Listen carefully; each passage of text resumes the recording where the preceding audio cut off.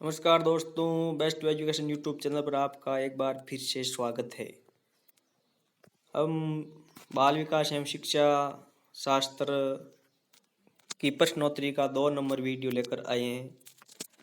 देखिए, बिना देरी के पहला प्रश्न, बालक का किस वर्ष तक की आयु तक मस्तिष्क विकसित होकर लगभग पूर्ण आकार प्राप्त कर लेता है। प्रश्न ये कह रहा है कि बालक का किस वर्ष तक की आयु तक मस्तिष्क विकसित होकर पूर्ण आकार प्राप्त कर लेता है। तो इसका जो राइट आंसर होगा वो क्या होगा, 6 वर्ष तक। 6 वर्ष तक के वो मस्तिष्क विकसित होकर लगभग पूर्ण आकार प्राप्त कर लेता है। अगला प्रश्न क्या है, किस सिद्धांत के अनुसार बालक का गामक और भाषा संबंधी आदि का विकास होता है।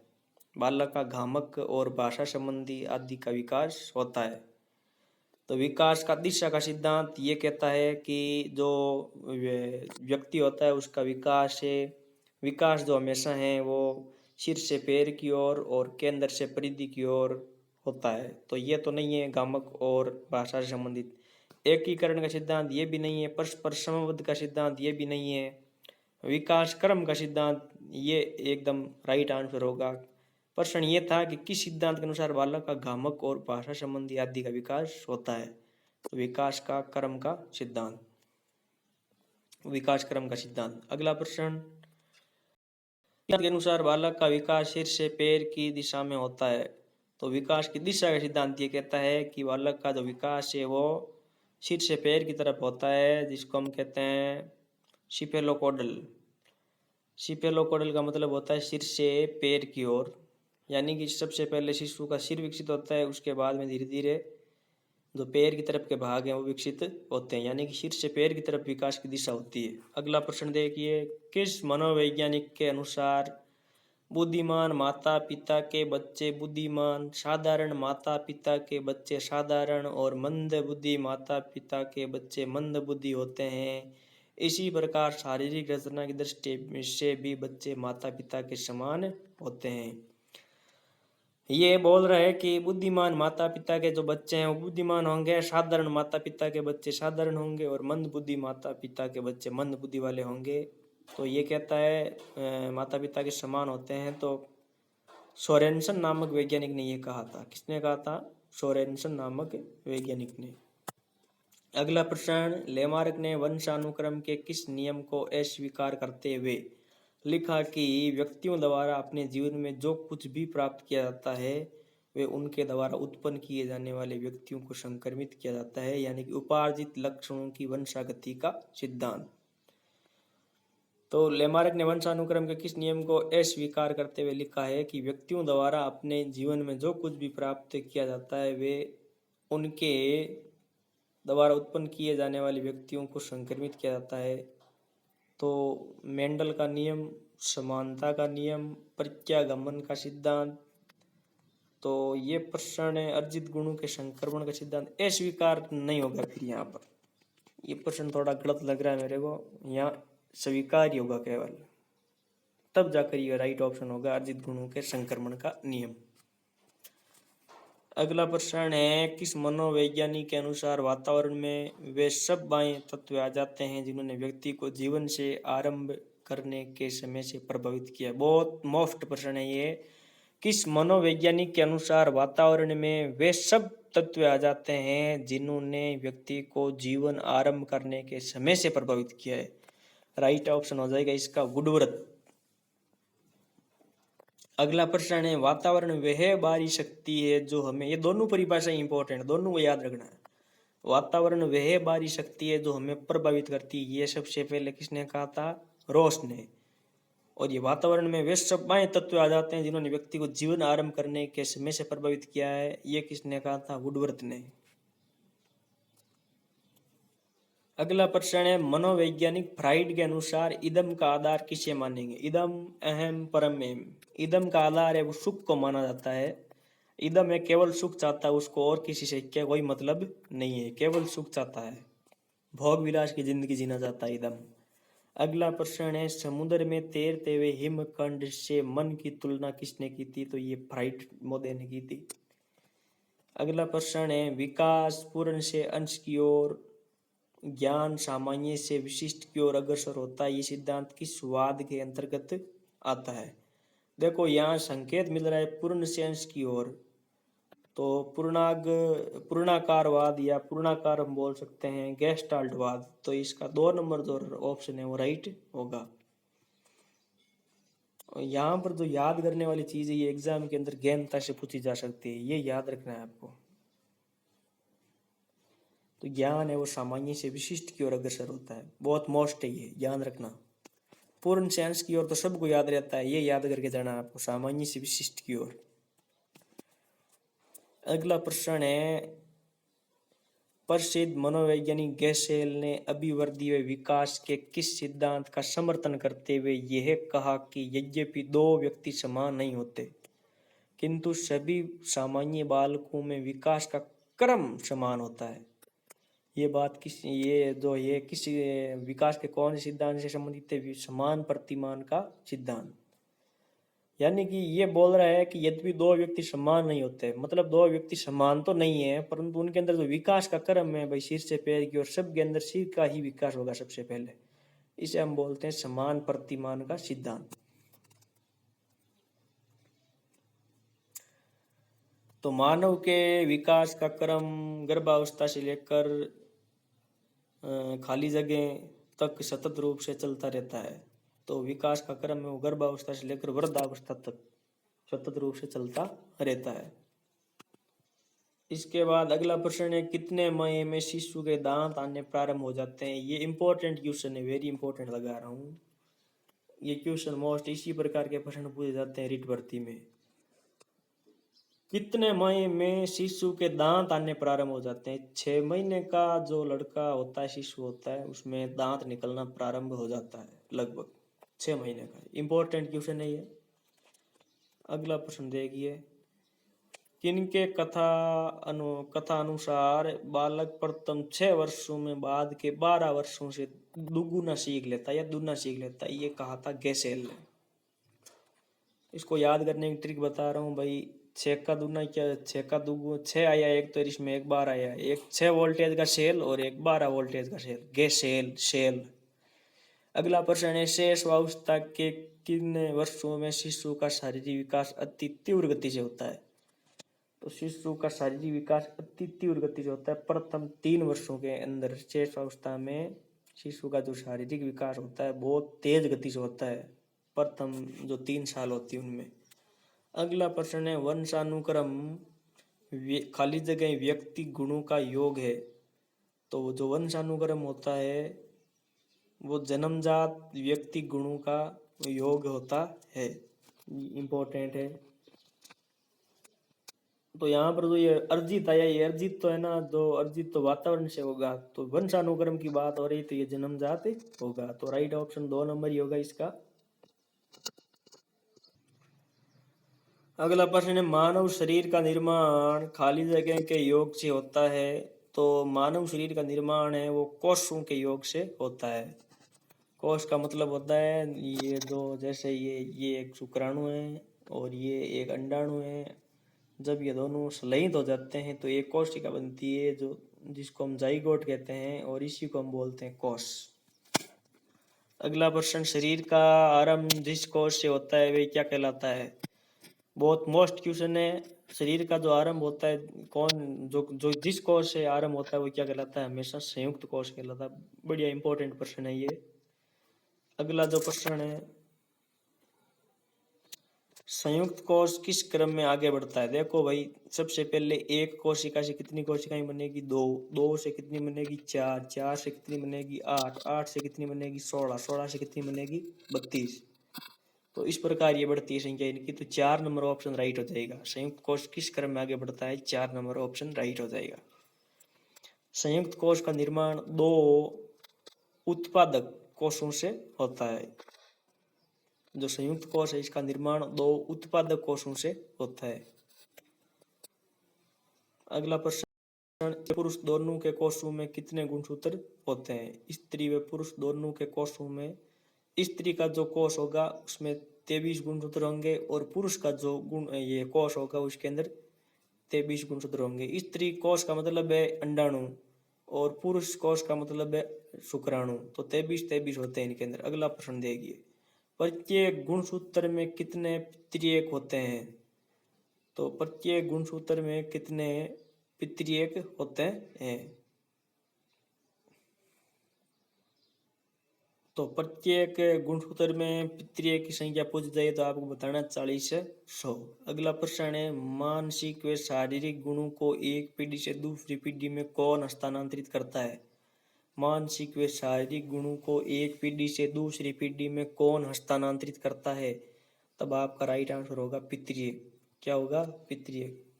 अगला प्रश्न, किस विद्वान ने अनुसंधान के आधार पर घोषणा की कि निकट भविष्य में एक प्रकार के पितृयक को दूसरे प्रकार के पितृयक से स्थानापन्न करना औषधि शास्त्र के क्षेत्र में समान अत्यंत सामान्य कार्य हो जाएगा।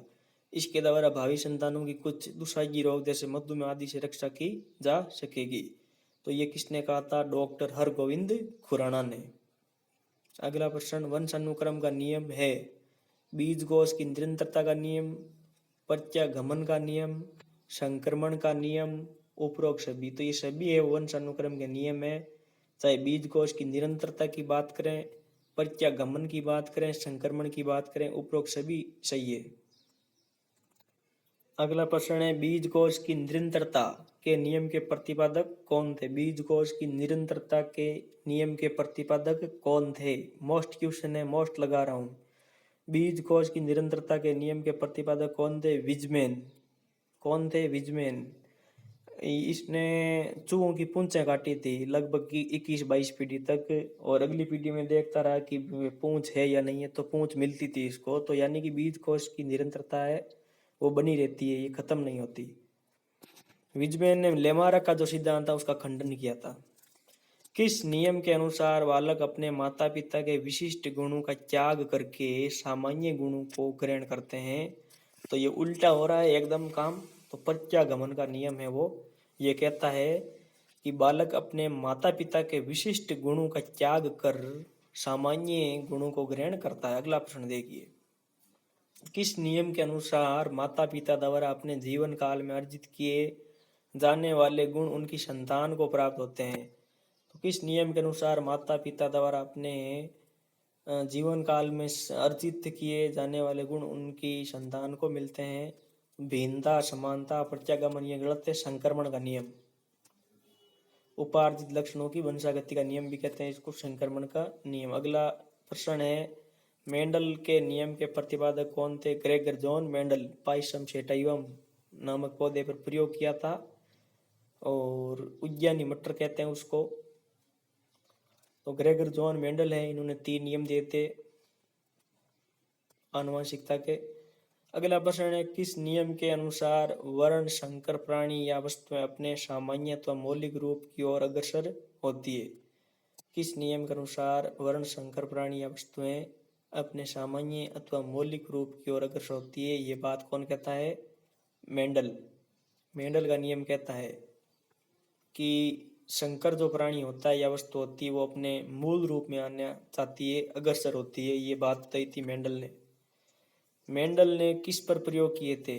चूहे, कुत्ते, शेर, चूहे, मटर, उक सभी पर। तो इन्होंने विशेष तौर से मटर पर काम किया था, साथ साथ चूहों पर भी इन्होंने काम किया था।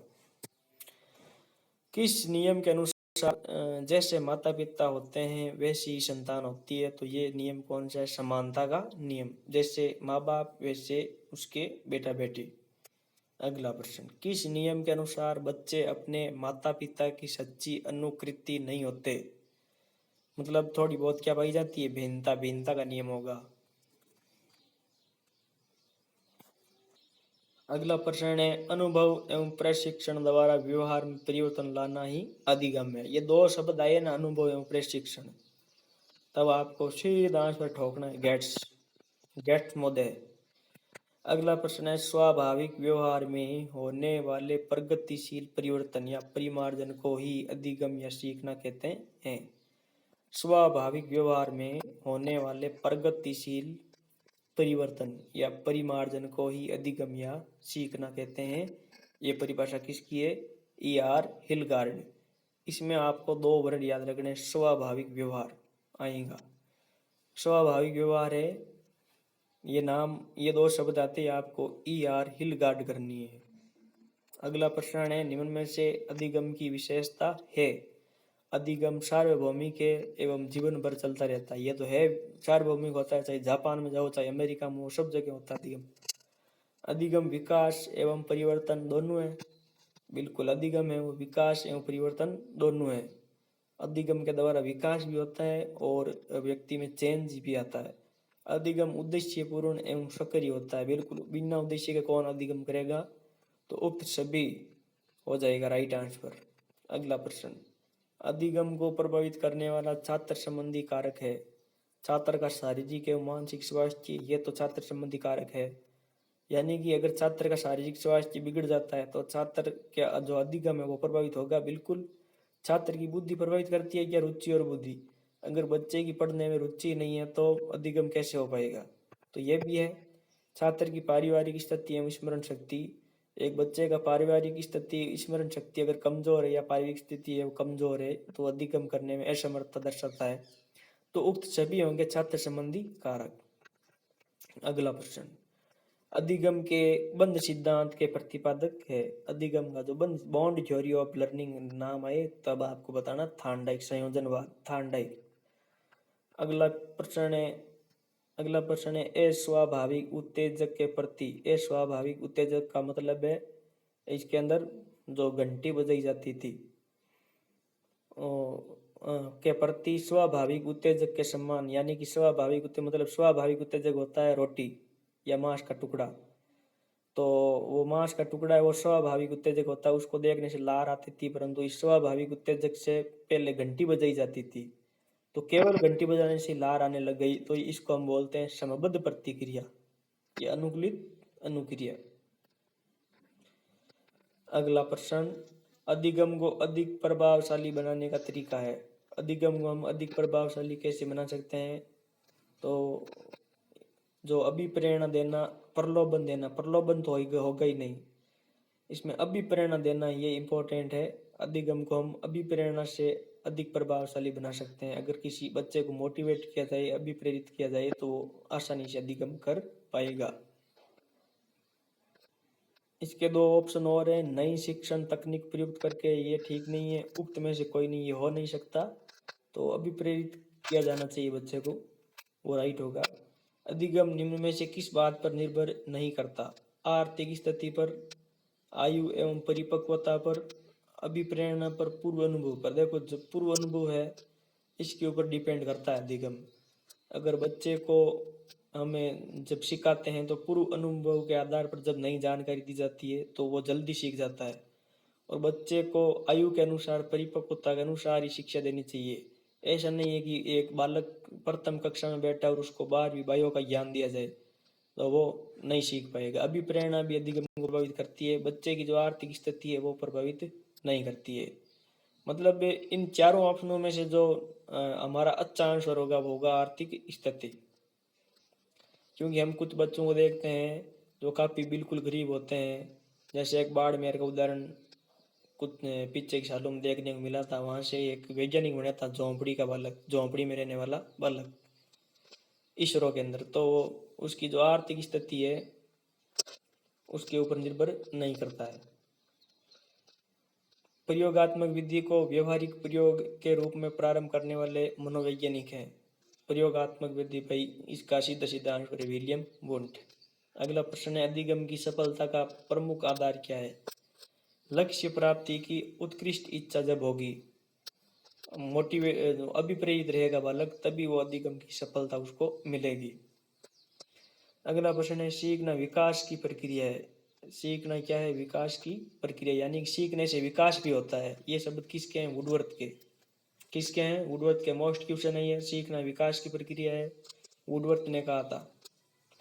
अगला प्रश्न है, शिक्षक के पास अधिगम के जितने भी साधन उपलब्ध है उनमें प्रेरणा संभवतः सर्वाधिक महत्वपूर्ण है। मतलब जो भी हथियार है शिक्षक के पास अधिगम कराने के लिए, उनमें सबसे खतरनाक धारदार जो हथियार है वो है स्टीफेंस जिन्होंने बताया था, वो है प्रेरणा। तो प्रेरणा है वो धारदार हथियार है अधिगम करवाने के लिए। ये बताया था किसने? स्टीफेंस ने। अगला प्रश्न, व्यवहार में उत्तरोत्तर अनुकूलन की प्रक्रिया ही अधिगम है, यह कथन किसका है? तो व्यवहार में उत्तरोत्तर अनुकूलन की प्रक्रिया ही अधिगम है।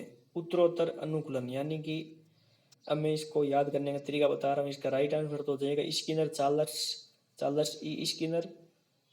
स्किन का मतलब होता है त्वचा, और त्वचा है वो उत्तरोत्तर यानी कि लगातार है, वो उतरती रहती है। गर्मी सर्दी है उनमें त्वचा में परिवर्तन होता रहता है, तो उत्तरोत्तर अनुकूलन की प्रक्रिया ही अधिगम है। अगला प्रश्न देखिए, यदि शिक्षण विधियों में इन नियमों या सिद्धांतों का अनुसरण किया जाता है तो सीखने का कार्य अधिक संतोषजनक होता है। किसने कहा था ये? यदि शिक्षण विधियों में इन नियमों या सिद्धांतों का अनुसरण किया जाए तो सीखने का कार्य अधिक संतोषजनक होगा। तो ये बात बताई थी किसने? राय ब्रन ने, इसने राय दी थी। अधिगम है व्यवहार में प्रत्येक परिवर्तन, भाई व्यवहार में प्रत्येक परिवर्तन अधिगम नहीं होता। जैसे कोई आदमी बीमार है तो उस बीमार आदमी को जब हम उससे बात करते हैं तो वो चिड़चिड़ा उसका व्यवहार हमारे सामने पेश करता है, तो उसका व्यवहार है वो चिड़चिड़ा अधिगम के कारण नहीं हुआ है, वो किसके कारण हुआ? बीमारी के कारण हुआ है। परिपक्वता द्वारा व्यवहार में परिवर्तन, उसको हम अधिगम नहीं कहेंगे। अनुभवों एवं प्रशिक्षण द्वारा व्यवहार में परिवर्तन, इसको हमें वो क्या कहेंगे? अधिगम कहेंगे, क्योंकि ये परिभाषा दी गई है किसके द्वारा? गेट्स के द्वारा। अगला प्रश्न है, पावलोव के प्रयोग में घंटी बजने पर कुत्ते के लार आने की क्रिया क्या कहलाती है? स्वाभाविक अनुक्रिया नहीं होगी। अगर जो मांस का टुकड़ा दिखाया जाता है फिर लार आती है तो होती वो स्वाभाविक अनुक्रिया। प्राकृतिक अनुक्रिया होगी नहीं वो। प्राकृतिक अनुक्रिया तो यही होती है स्वाभाविक अनुक्रिया। समबद्ध उद्दीपक होगा नहीं तो ये, क्योंकि लार आने की क्रिया कहलाती है तो ये उद्दीपक थोड़ा होगा लार, तो ये समबद्ध अनुक्रिया कहलाएगी। तीसरा ऑप्शन राइट होगा। अगला प्रश्न है, अधिगम के बंद सिद्धांत बॉन्ड थ्योरी ऑफ लर्निंग के प्रतिपादक रिपीट हो चुका है प्रश्न ये। थार्नडाइक इसका राइट आंसर होगा, संयोजनवाद के जनक। अस्वाभाविक उत्तेजक के प्रति स्वाभाविक उत्तेजक के समान होने वाली प्रतिक्रिया को कहते हैं संबद्ध प्रतिक्रिया। अगला प्रश्न ये भी रिपीट हुआ था, ये प्रश्न रिपीट हो गया था।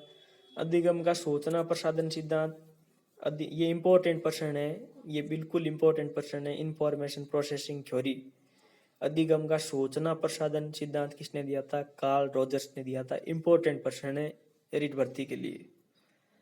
अगला प्रश्न है, उद्दीपन एवं अनुक्रिया में बंध स्थापित होना ही अधिगम है, ये कौन कहता है? ये कहता है प्रयास एवं त्रुटि का सिद्धांत। सीधा सिंपल क्वेश्चन है ये। अगला प्रश्न है, अस्वाभाविक उत्तेजक के प्रति स्वाभाविक उत्तेजक के समान अनुक्रिया करना सीखना ही अधिगम है, ये कथन किस अधिगम सिद्धांत पर आधारित है? ये समबद्ध प्रतिक्रिया सिद्धांत जो है उस पर आधारित है, पावलोव वाला। अगला प्रश्न, पावलोव के समबद्ध अनुक्रिया सिद्धांत को स्पष्ट करने का कौन सा रूप सही है? तो इसके अंदर देखो, अनकंडीशनल स्टिमुलस से अनकंडीशनल रेस्पॉन्स आएगा, और कंडीशनल स्टिमुलस के साथ में अगर अनकंडीशनल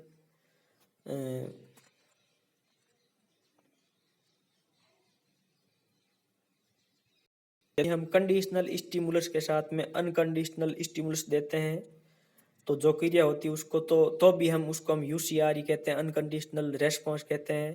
परंतु यूसीएस को हटा दिया जाए और केवल वो कंडीशनल स्टिमुलस दिया जाए तो जो क्रिया होगी वो समबद्ध प्रतिक्रिया कहलाएगी, उसको हम कहते हैं सीआर, कंडीशनल रेस्पॉन्सिंग। तो इसका पहला ऑप्शन है वो राइट हो जाएगा। अगला प्रश्न है, कुर्ट लेविन द्वारा दिया गया अधिगम सिद्धांत है।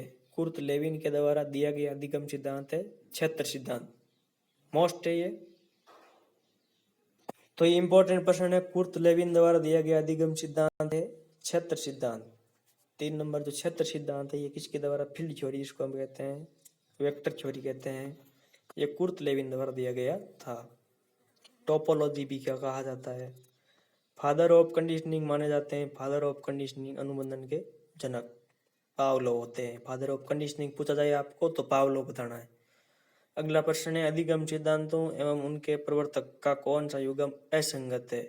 सूचना प्रसाधन सिद्धांत कार्ल रॉजर्स ने दिया था, बिल्कुल ठीक है ये। उद्दीपक अनुक्रिया सिद्धांत, ये किसने दिया था? थार्नडाइक ने दिया था, कोहलर ने नहीं दिया था। समबद्ध प्रतिक्रिया सिद्धांत पावलोव ने दिया था। क्रिया प्रसूत सिद्धांत स्किनर ने दिया था। तो इसमें 2 नंबर राइट हो जाएगा। उद्दीपन अनुक्रिया सिद्धांत वो थार्नडाइक ने दिया था, कोहलर ने नहीं दिया था। कोहलर तो गेस्टाल्ट से संबंधित थे। अगला प्रश्न है,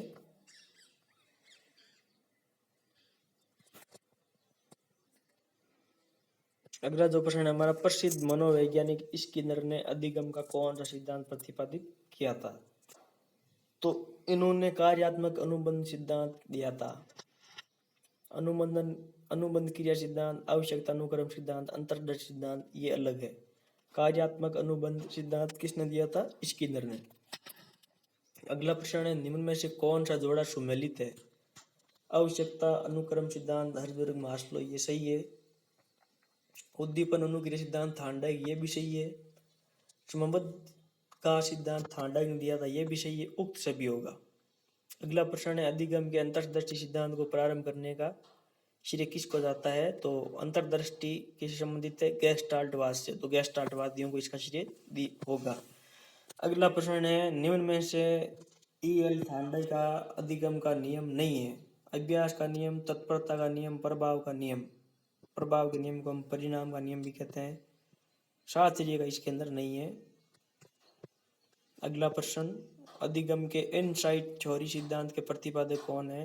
पिछली बार रीट के अंदर भी इनसाइट थ्योरी के बारे में अंग्रेजी में लिखा हुआ था, इसमें बोनस मिला था या डिलीट हुआ था प्रश्न ये। तो उक्त सभी है इसके अंदर, वैक्स, वर्दीमर, कोप का, कोहलर ये सभी इनसाइट थ्योरी सिद्धांत के प्रतिपादक माने जाते हैं।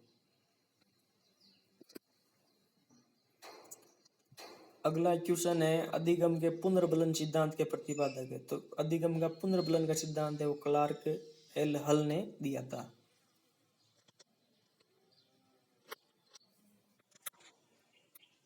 तो इसमें ध्यान रखना आपको, अधिगम के पुनर्बलन सिद्धांत के प्रतिपादक पूछे तो आपको बताना है क्लार्क एल हल। मोस्ट क्वेश्चन है, पुनर्बलन सिद्धांत के प्रतिपादक कौन थे? हल। हर्जबर्ग मास्लो ने व्यक्ति की मूल आवश्यकताओं के अनुक्रम में प्रथम क्रम पर किन आवश्यकताओं को रखा? तो शारीरिक जो आवश्यकताएं होती है उनको सबसे पहले रखा गया है। तत्परता या किसी कार्य के लिए तैयार होना, युद्ध को आधा विजय कर लेना है। थार्नडाइक के तत्परता के नियम के संबंध में ये वाक्य किसने कहा है? ये जो प्रश्न ये क्या बोल रहा है कि तत्परता या किसी कार्य के लिए तैयार होना, युद्ध को आधा विजय कर लेना है। थार्नडाइक के तत्परता के नियम के संबंध में ये वाक्य किसने कहा था? एच.एल. भाटिया ने। 4 नंबर ऑप्शन राइट होगा। अगला प्रश्न है, थार्नडाइक ने अधिगम के कुल कितने नियम बताए थे? तो कुल है इसने 3 तो मुख्य बताए थे और 5 है वो गौण बताए थे। तो टोटल इसमें 8 बताए गए थे। अगला प्रश्न है, शिक्षक के पास अधिगम के जितने भी साधन उपलब्ध है उनमें प्रेरणा संभवतः सर्वाधिक महत्वपूर्ण है। ये कथन किसका है? तो ये स्टीफेंस का है। रिपीट हो चुका है प्रश्न। अगला प्रश्न है, 3H का संपर्क किस मनोविज्ञानी द्वारा दिया गया? तो 3H का जो संपर्क है वो पेस्टालोजी के द्वारा दिया गया। अगला, निम्न में से मास्लो द्वारा बताई गई मूल आवश्यकता है? तो आत्मविकास संबंधी आवश्यकता है, ये मूल आवश्यकता है, बेसिक नीड है। अगला, थार्नडाइक ने अधिगम के 3 प्रमुख नियम बताए, निम्न में से कौन सा नियम इन प्रमुख नियमों में सम्मिलित नहीं है? अभ्यास का नियम है, प्रभाव का नियम है, तत्परता का है, आत्मीकरण का नहीं है।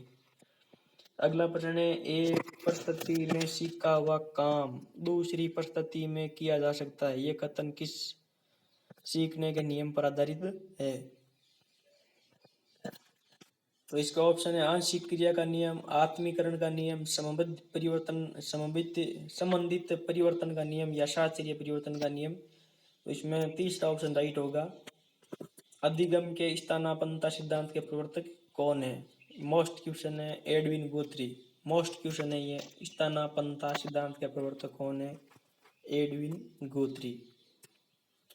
अभ्यास द्वारा व्यक्ति को किसी भी कार्य में निपुण बनाया जा सकता है, ये कथन अधिगम के किस सिद्धांत? अभ्यास नाम आ गया, अंधा आदमी भी कर सकता है प्रयास एवं भूल का सिद्धांत। अगला प्रश्न, थार्नडाइक का अधिगम का प्रयत्न एवं भूल सिद्धांत उनके किस नियम पर आधारित है? तो प्रयत्न एवं भूल मतलब बार बार प्रैक्टिस करना फिर अंत में सफलता मिलना, ये बहु प्रतिक्रिया का नियम है। प्रश्न ये बोल रहा है कि थार्नडाइक का अधिगम का प्रयत्न एवं भूल सिद्धांत उनके किस नियम पर आधारित है? तो इसमें थोड़ा सा डाउट है, अभ्यास का नियम भी हो सकता है। तो आप इस प्रश्न के बारे में अपनी राय दें कमेंट बॉक्स में। अगला प्रश्न, अधिगम के मानवतावादी सिद्धांत के प्रतिपादक है? तो मानवतावादी सिद्धांत है कार्ल रोजर्स। याद रखना मोस्ट क्वेश्चन। अधिगम के सिद्धांत एवं उनके प्रवर्तकों का कौन सा युगम सुमेलित नहीं है? नहीं है पूछा है। तो अनुकरण का सिद्धांत हेगर्ट ने दिया था। अन्वेषण का सिद्धांत बुर्नर सही है। शाब्दिक अधिगम आशुबेल ये भी सही है। प्राकृतिक कुत लेविन सिद्धांत क्षेत्र सिद्धांत सही है। चौथा इसमें अनुकरण का सिद्धांत हेगर्टी ने दिया था, ये हल ने नहीं दिया था। हल ने तो पुनर्बलन का सिद्धांत दिया था। अब तक सीखने के जितने भी सिद्धांत प्रस्तुत किए गए उनमें ये सर्वश्रेष्ठ है। हल के प्रबलन सिद्धांत के लिए कथन किस मनोवैज्ञानिक ने कहा था? तो ये स्किनर ने कहा था। मोस्ट प्रश्न है ये। अब तक सीखने के जितने भी सिद्धांत प्रस्तुत किए हैं उनमें ये सर्वश्रेष्ठ है। तो हल के प्रबलन सिद्धांत के लिए ये कथन किस मनोवैज्ञानिक का है? तो ये स्किनर महोदय ने कहा था हल के सिद्धांत के लिए, हल का जो प्रबलन का सिद्धांत था उसके लिए। अगला प्रश्न है, अधिगम के किस सिद्धांत का मत है कि अभिप्रेरणा से उत्पन्न क्रियाशीलता ही सीखने के लिए उत्तरदायी है? अधिगम के किस सिद्धांत का मत है कि अभिप्रेरणा से उत्पन्न क्रियाशीलता ही सीखने के लिए उत्तरदायी है? तो इसका राइट आंसर होगा क्रिया प्रसूत अनुबंधन सिद्धांत। इस सिद्धांत का मत है कि अभिप्रेरणा से उत्पन्न क्रियाशीलता ही सीखने के लिए उत्तरदायी है।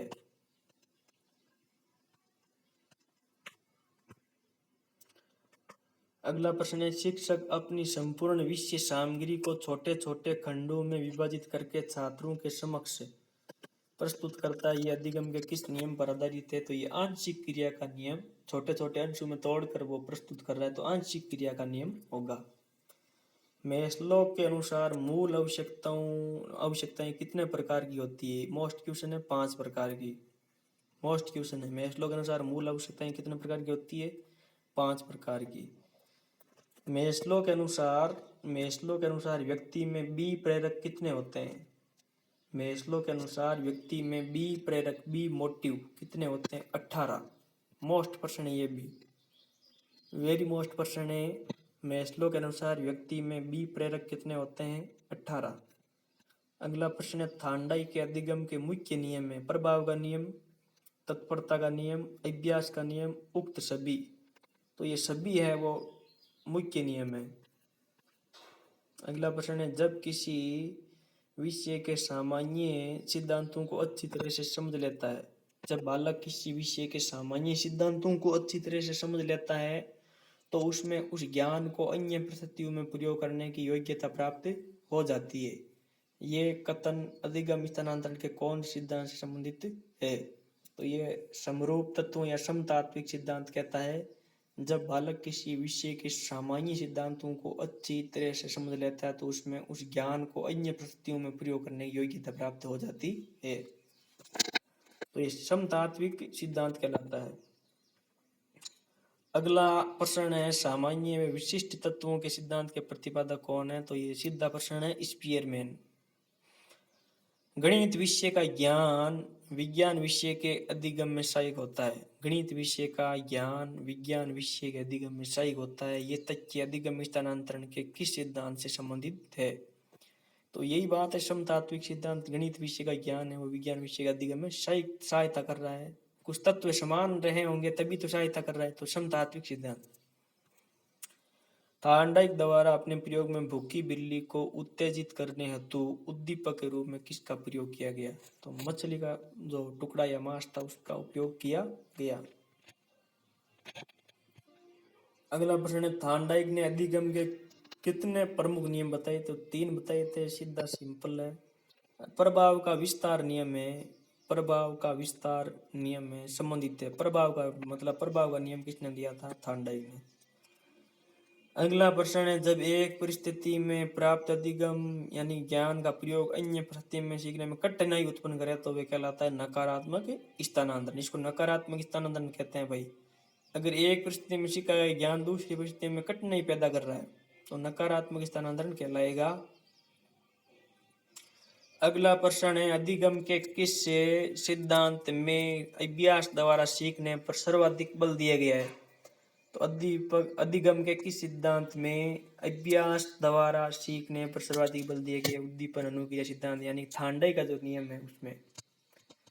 किस मनोवैज्ञानिक ने अपने अधिगम सिद्धांत में पुनर्बलन पर सबसे पहले बल दिया था? यहाँ पर हल नहीं होगा, याद रखना है। हल ने तो पुनर्बलन जो प्रबलन का सिद्धांत दिया था। अधिगम सिद्धांत में पुनर्बलन पर सबसे पहले बल किसने दिया था? तो स्किनर महोदय ने दिया था। इंपॉर्टेंट प्रश्न है, वेरी वेरी इंपॉर्टेंट, क्योंकि अधिकतर बच्चे इसमें हल करके आएंगे। अगला है, गेस्टाल्टवादियों के अनुसार अंतर्दृष्टि को प्रभावित करती है। बुद्धि प्रभावित करती है, बिल्कुल। बुद्धि होगी तभी तो अंतर्दृष्टि उत्पन्न होगी अंदर। समस्या की रचना, प्रत्यक्षीकरण यानी कि सामने जो परिस्थिति उसका प्रत्यक्षीकरण करना, तो उक्त सभी है वो समस्या की रचना वगैरह सारे हैं, उक्त सभी होगा, अंतर्दृष्टि को प्रभावित करेंगे सभी। अगला प्रश्न है, अधिगम का प्रयास एवं भूल का सिद्धांत किसने प्रतिपादित किया था? सीधा आंसर होगा थांडाई। स्थानांतरण एक परिस्थिति में अर्जित ज्ञान, प्रशिक्षण और आदतों का दूसरी परिस्थिति में स्थानांतरित किए जाने का उल्लेख करता है। इसके द्वारा ये परिभाषा दी गई। स्थानांतरण एक परिस्थिति में अर्जित ज्ञान, प्रशिक्षण और आदतों का दूसरी परिस्थिति में स्थानांतरित किए जाने का उल्लेख कौन करता है? सोरेनसन। ये परिभाषा सोरेनसन के द्वारा दी गई। अगला प्रश्न है, कक्षा में सीखे गए जोड़, गुणा, भाग आदि के ज्ञान का प्रयोग बालक बाजार में क्रय की गई वस्तुओं के मूल्य के हिसाब किताब में करता है तो ये अधिगम स्थानांतरण कहलाता है। उपयोग कर रहा है ज्ञान का वापस। अगला प्रश्न है, बालक में संपर्क होते हैं, जो कंसेप्ट होते हैं वो क्या होते हैं? व्यक्तिगत होते हैं, बिल्कुल। जो संपर्क बालक है व्यक्तिगत होते हैं, श्रेणीबद्ध होते हैं, अपरिभाषित एवं सामान्य से विशिष्टीकरण की ओर होते हैं। तो उक्त सभी है वो राइट होगा। बालक में जो संपर्क के मोस्ट प्रश्न इसी प्रकार के प्रश्न पूछे जाते हैं और ऐसे प्रश्नों में ही विद्यार्थी फंस जाता है कि अब कौन सा करें। तो बालक में जो संपर्क होते हैं, याद रखना, व्यक्तिगत होते हैं खुद के, और श्रेणीबद्ध होते हैं, अपरिभाषित एवं सामान्य से विशिष्टीकरण की ओर होते हैं। तो इसका राइट आंसर हो जाएगा उक्त सभी। अगला प्रश्न है, बालक में संपर्क के निर्माण की प्रक्रिया कब शुरू हो जाती है? कॉन्सेप्ट निर्माण की प्रक्रिया है वो कब शुरू हो जाती है? इसका सीधा उत्तर है, जब उद्दीपकों में विभेद करना सीख जाता है तो उसमें कॉन्सेप्ट निर्माण की प्रक्रिया शुरू हो जाती है।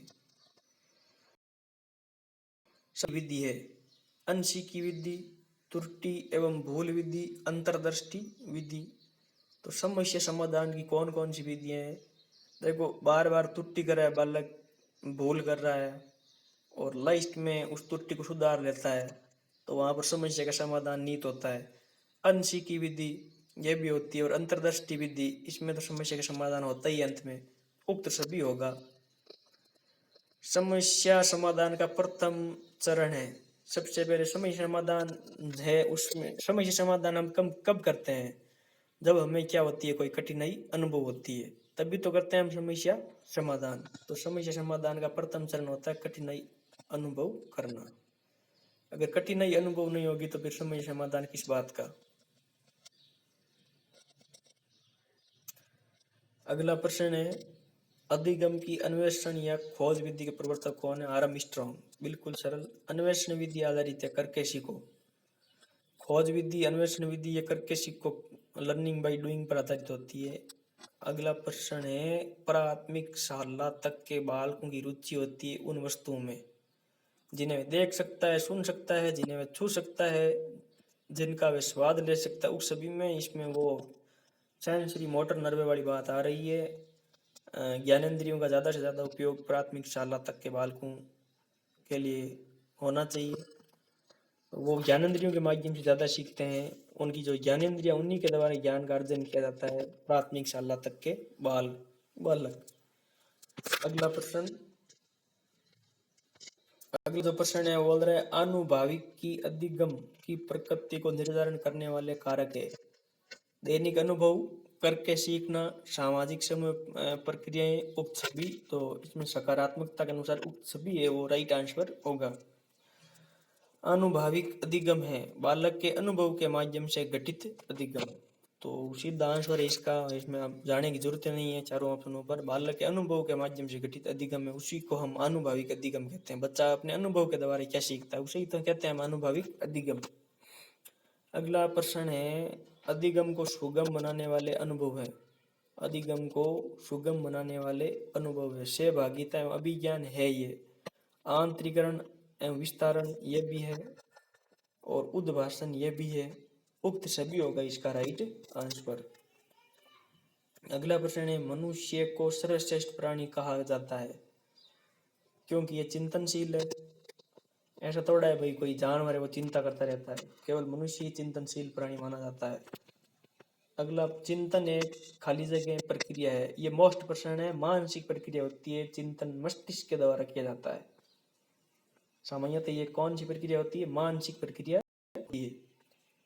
चिंतन आरंभ होता है किसी समस्या के कारण, किसी असंतोष के कारण, किसी इच्छा के कारण, उपरोक्त सभी। तो कोई समस्या आती है तब हम चिंतन करते हैं, हमें किसी बात का असंतोष होता है तो हम चिंतन करते हैं, किसी इच्छा के कारण भी हम चिंतन करते हैं जब हमारी इच्छा पूर्ति नहीं होती है। उपरोक्त सभी होगा। अगला प्रश्न निम्न में से सत्य है। चिंतन में वस्तुओं की वास्तविक उपस्थिति आवश्यक है। चिंतन में वस्तुओं की वास्तविक उपस्थिति आवश्यक नहीं है, बिना उपस्थिति के भी हम चिंतन कर सकते हैं। तो इसका 2 नंबर ऑप्शन है वो राइट हो जाएगा। चिंतन में समस्या का कोई स्थान नहीं है, समस्या होगी तभी तो चिंतन करेंगे, स्थान क्यों नहीं है? तो तीसरा तो गलत हो गया। 2 नंबर ऑप्शन है ये राइट है। चिंतन एक प्रकार का खाली जगह व्यवहार है, तो ये प्रकट थोड़ा किया जाता है, चिंतन है वो अंदर ही अंदर होता है, ये प्रकट होगा। अगला प्रश्न है चिंतन की विशेषता है। चिंतन एक कौशल है, वाद विवाद है, चिंतन एक मध्यस्थ प्रक्रिया है। ये सभी है भाई, चिंतन एक कौशल भी है, चिंतन एक वाद विवाद भी है, और चिंतन एक मध्यस्थ प्रक्रिया भी है। तो उपरोक्त सभी इसका राइट आंसर हो जाएगा। निम्न में से कौन सा कथन असत्य है? तो इनमें से कौन सा कथन है वो असत्य है? चिंतन के अंतर्गत समस्या के विभिन्न पहलुओं को एक साथ संयोजित किया जाता है। बिल्कुल ये राइट है। चिंतन के अंतर्गत समस्या के जो विभिन्न पहलू होते हैं उनको एक साथ संयोजित किया जाता है। चिंतन में गत अनुभूति सम्मिलित होती है, बिल्कुल ये भी राइट है। चिंतन की प्रक्रिया में प्रयत्न एवं भूल की प्रक्रिया नहीं होती है बिल्कुल। चिंतन की प्रक्रिया में प्रयत्न एवं भूल की प्रक्रिया होती है। भाषा चिंतन का एक महत्वपूर्ण अंग है, ये भी सही है। तो 3 नंबर ये गलत है। इसमें लिखा हुआ है चिंतन की प्रक्रिया में प्रयत्न एवं भूल की प्रक्रिया नहीं होती है इसके अंदर, ये ध्यान रखना। 4 आपको याद हो रहे हैं एक ही प्रश्न में। कुछ मनोवैज्ञानिक चिंतन का खाली जगह कहते हैं। कुछ मनोवैज्ञानिक है वो चिंतन को क्या कहते हैं? आंतरिक संभाषण। आंतरिक संभाषण। अगला प्रश्न ऐसा चिंतन जिसमें, जैसे आंतरिक संभाषण है आपके जो वाइगोस्की है उनको आंतरिक, इन्होंने आंतरिक संभाषण बोला है। ऐसा चिंतन जिसमें व्यक्ति अपने काल्पनिक विचारों एवं इच्छाओं की अभिव्यक्ति करता है कहलाता है। ऐसा चिंतन जिसमें व्यक्ति अपने काल्पनिक विचारों एवं इच्छाओं की अभिव्यक्ति करता है कहलाता है। तो इसको हम कहते हैं साउलीन चिंतन। ऐसा चिंतन जिसका संबंध वास्तविकता से होता है। अगर वास्तविकता ना हो तो यथार्थवादी चिंतन होगा।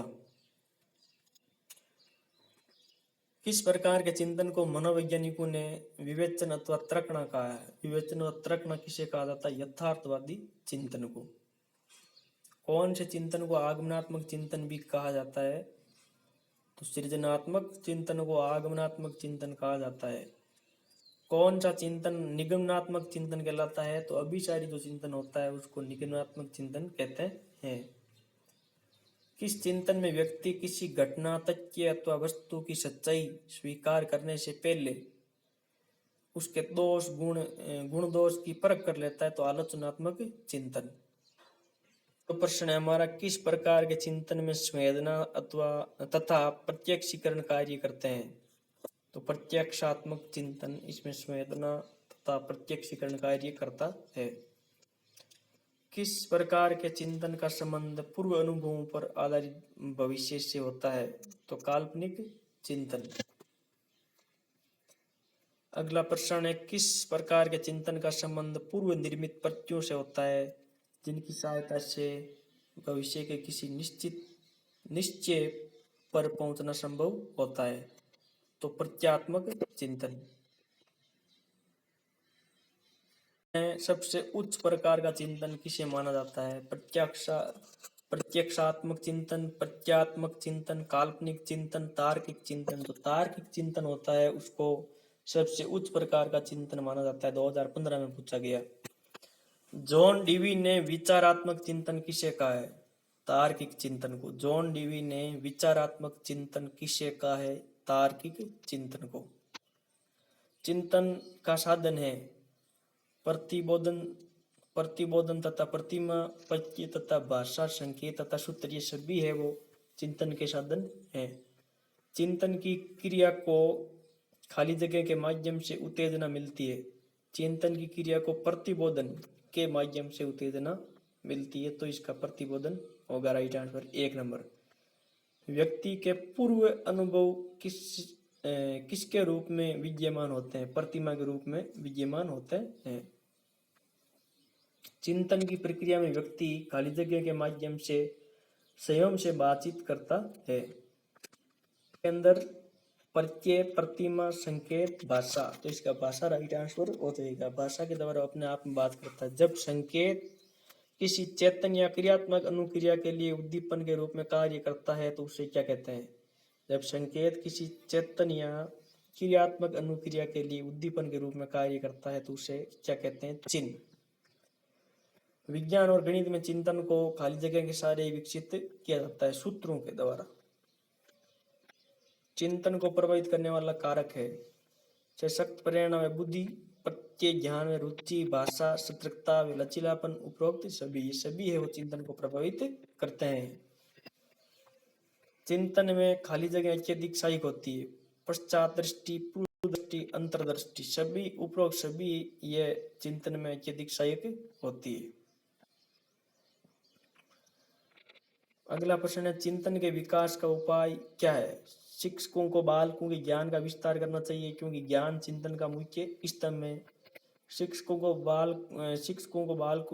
बालकों को तर्क, वाद विवाद, समस्या समाधान और चिंतन व्यक्ति को प्रयोग करने के अवसर देने चाहिए।